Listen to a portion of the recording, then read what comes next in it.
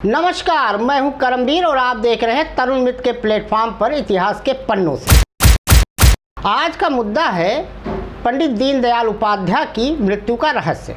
जी हां, 15 साल के बीच जनसंघ के दो बड़े नेता और राष्ट्रीय अध्यक्ष डॉक्टर श्यामा प्रसाद मुखर्जी तथा पंडित दीनदयाल उपाध्याय की रहस्यमय स्थिति में हुई मौत या यूं कहें हत्या आज भी पहेली बनी हुई है।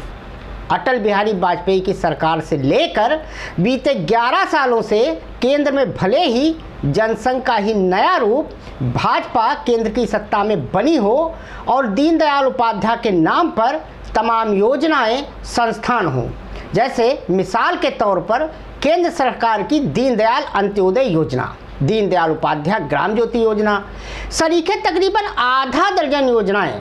लेकिन आखिर क्या वजह रही कि जिस बीजेपी के नेता इंदिरा गांधी की सरकार पर दीनदयाल जी की हत्या से पर्दा उठाने का दबाव बना रहे थे, वही जनसंघ के समर्थन से सन 1977 में बनी जनता पार्टी की सरकार से लेकर अटल जी की 3 बार तक बन चुकी सरकार और अब मोदी जी की सरकार भी आखिर उपाध्याय जी की मृत्यु से जुड़े रहस्य पर जांच क्यों नहीं करा रही।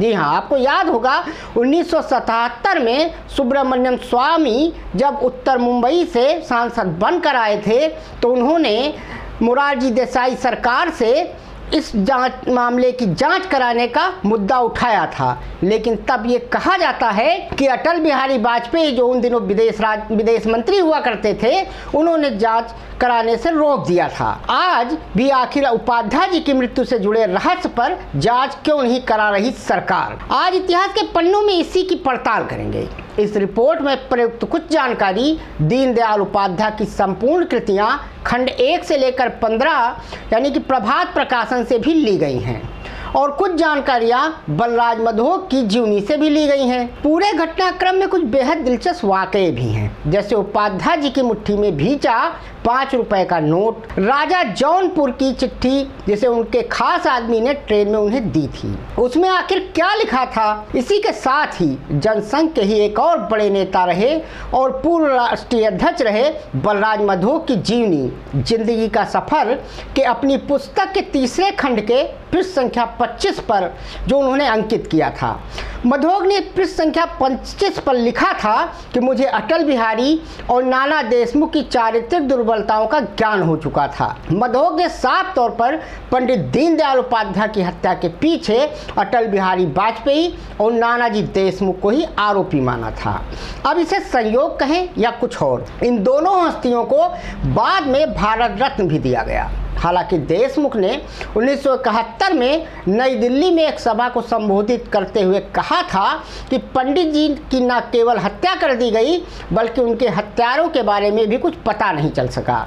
ना तो सीबीआई और ना ही चंचूड़ जांच आयोग यह बता सका कि दीनदयाल जी की हत्या क्यों और किसने की, ऐसा बलराज मधोक ने कहा था।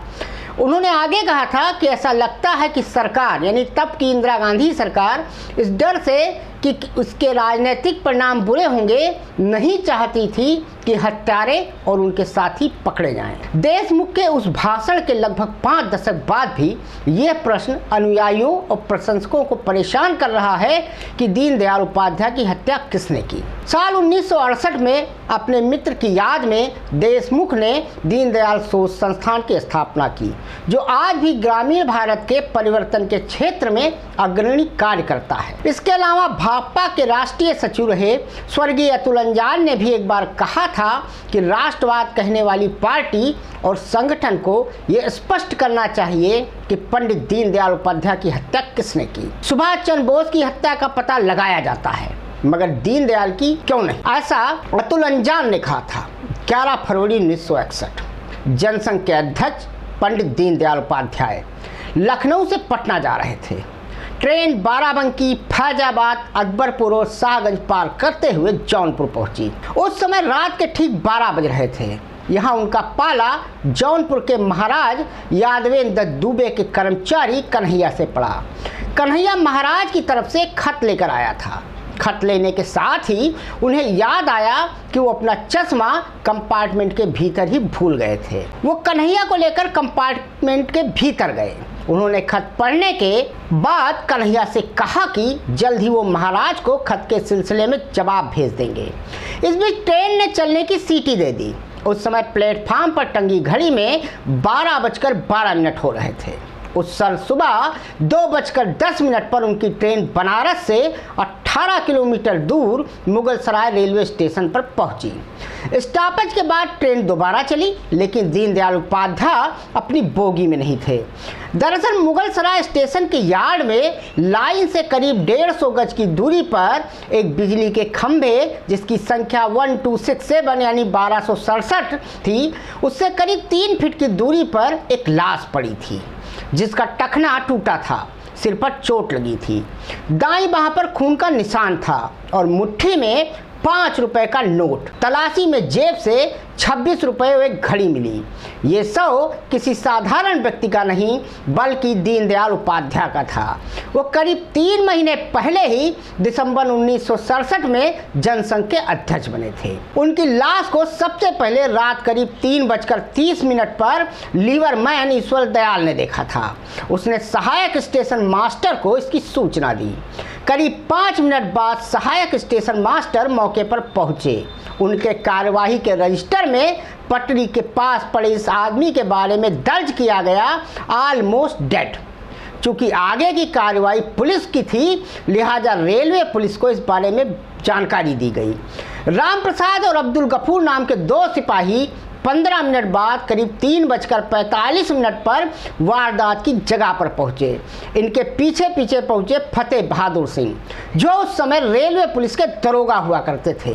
सुबह होते होते पंडित दीनदयाल उपाध्याय की हत्या की खबर दिल्ली तक पहुंच गई। उस वक्त जनसंघ के सांसद अटल बिहारी वाजपेयी और बलराज मधोक एक संसदीय बैठक में हिस्सा ले रहे थे। दोनों तुरंत एयरफोर्स के विमान से बनारस के लिए रवाना हो गए।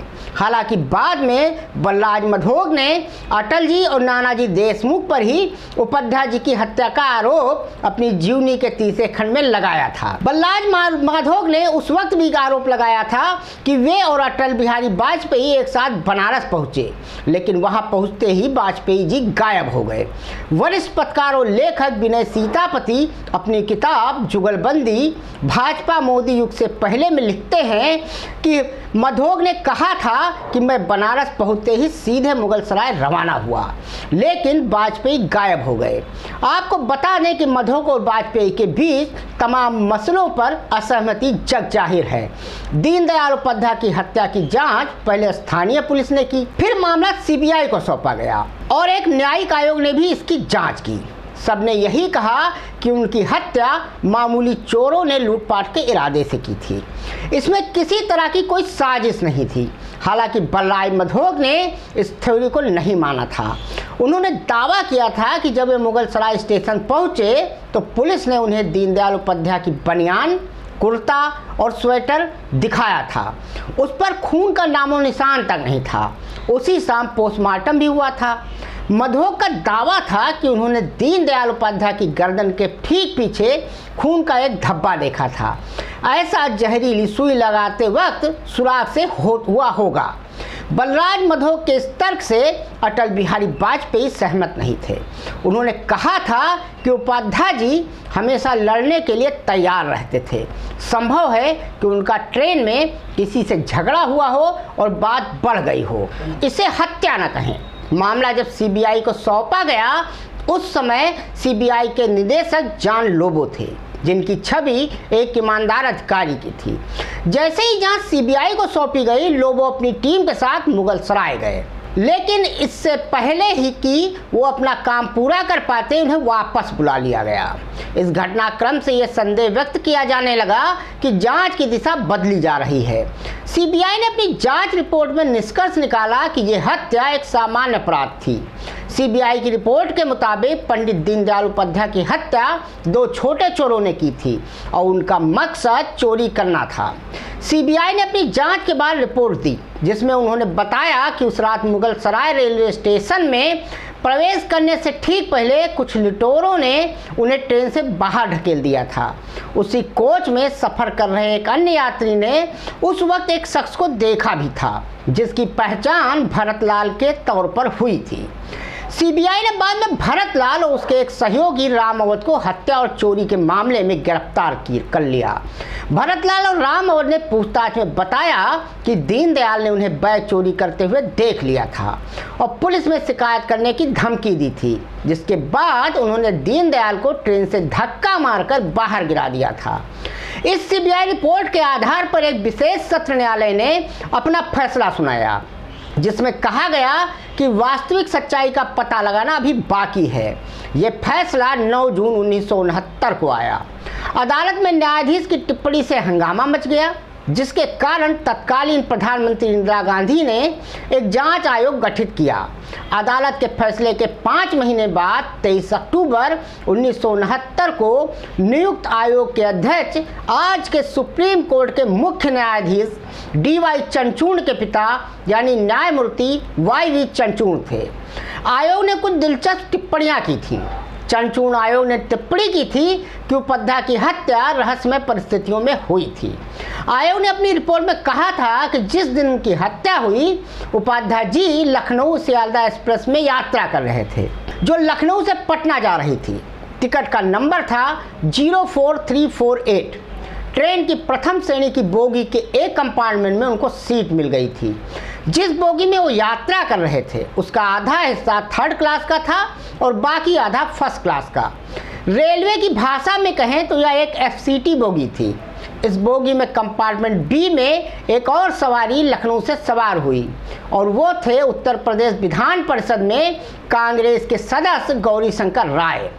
ट्रेन चलने के कुछ ही समय बाद पंडित जी ने अपनी सीट गौरीशंकर राय के साथ बदल ली। कूपे A में दूसरे यात्री MP सिंह थे, जो एक सरकारी अधिकारी थे। मेजर SL शर्मा का आरक्षण कूपे C के लिए था, लेकिन उन्होंने उस कूपे में सफ़र नहीं किया था और उसकी बजाय ट्रेन सर्विस कोच में सफ़र किया। आयोग ने अपनी रिपोर्ट में कहा, पहली नज़र में घटनाक्रम का ताना बाना जेम्स बॉन्ड की किसी डरावनी फिल्म से कम नहीं है। तो कुल मिला के कह सकते हैं कि पंडित दीनदयाल उपाध्याय की मौत या हत्या को हुए 5 दशक हो गए हैं। बीते 11 साल से मोदी जी केंद्र में काबिज हैं और उत्तर प्रदेश में भी योगी जी तकरीबन 8 साल से हैं। लेकिन आखिर क्या वजह है कि न पंडित दीनदयाल उपाध्याय की हत्या या मौत की आज तक गुत्थी सुलझ सकी, न डॉक्टर श्यामा प्रसाद मुखर्जी की। हम बात तो करते हैं सुभाष चंद्र बोस की हत्या गुत्थी सुलझाने में, लाल बहादुर शास्त्री जी की हत्या की गुत्थी सुलझाने में, लेकिन जब पार्टी अपने ही नेताओं की हत्या की गुत्थी न सुलझा पा रही हो और रिपोर्ट को सार्वजनिक न कर रही हो, तो इस पे सवाल खड़े होते हैं। इस पे आप सोचिएगा ज़रूर और कमेंट बॉक्स में लिखिएगा। धन्यवाद।